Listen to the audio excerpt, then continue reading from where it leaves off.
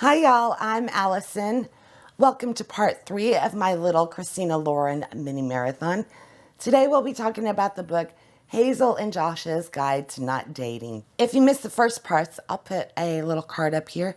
These were all originally filmed as one video, but it was too long, so I've broken it down into little segments. Enough of all that, let's get straight into the book talk.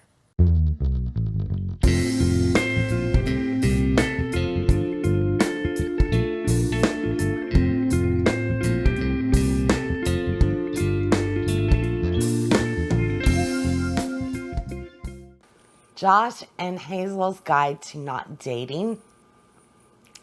Yeah, you're bound to find a flop every now and then. And this was such a book for me. I did not particularly like this one.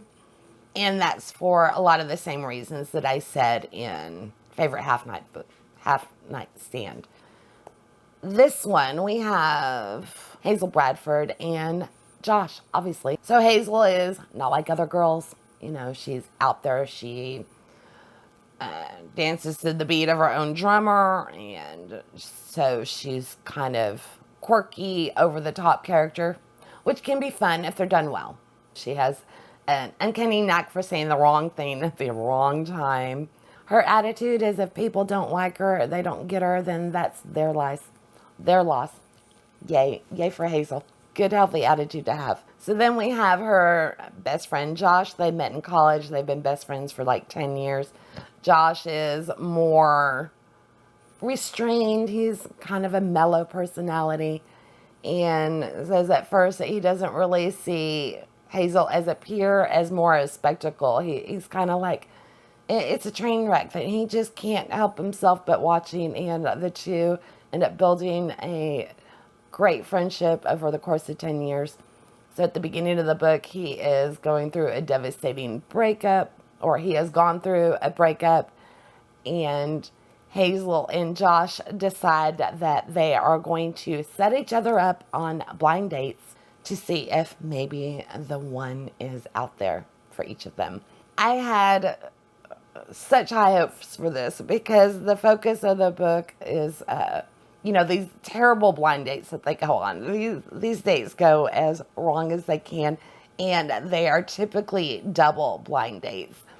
So what happens is eventually Josh and Hazel, they're interacting more with each other than they are with their dates. And great premise. It did have some funny parts, but this one, no.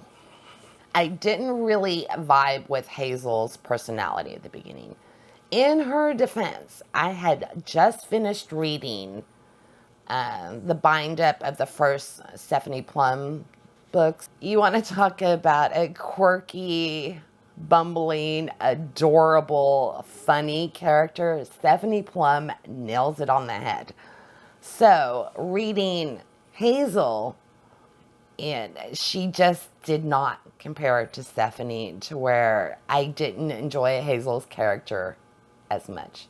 Maybe if I hadn't read those books back to back, Hazel would have had a better chance at endearing herself to me, but I don't think that was the case. I think Hazel just kind of took it a little too far, and I found it off-putting after a while.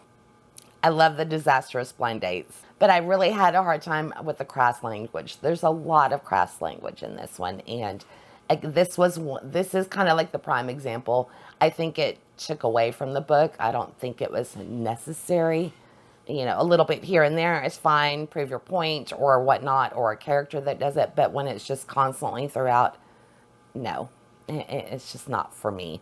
Yeah, and then in the middle of the book, we start getting into, there's quite a few sex scenes, and it just starts getting vulgar, in my opinion. And the more I read, my rating of this book kept going down and down and down, but I was determined to finish it. I am glad I finished it. It will be going out the door.